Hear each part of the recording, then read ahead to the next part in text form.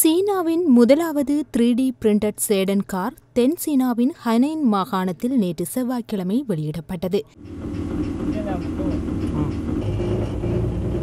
குறைந்த செலவிலான கலப்புறு பொருட்கள் கொண்டு 5 நாட்களுக்குள் உருவாக்கப்பட்ட 3.6 மீட்டர் நீளம் மற்றும் 1.63 மீட்டர் அகலமும் கொண்ட இந்த வாகனம் விரைவாக சோதனை ஓட்டத்திற்கு விடப்பட்டுள்ளதாக தெரிவிக்கப்பட்டுள்ளது. மிக குறைந்த நிறையில் வலுவான உடலமைப்புடன் உருவாக்கப்பட்டுள்ள இந்த முப்பரிமாண காரில் 2 பயணிகள் பயணிக்கலாம் என வடிவமைப்பாளர் தெரிவித்துள்ளார்.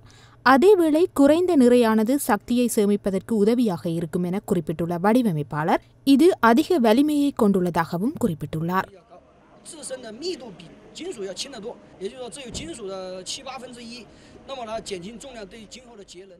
குறித்த 3D பிரிண்டட் காரானது மணித்தியாலத்திற்கு 40 கிலோமீட்டர் பயணிக்கக்கூடியதாக வடிவமைக்கப்பட்டுள்ளமை குறிப்பிடத்தக்கது.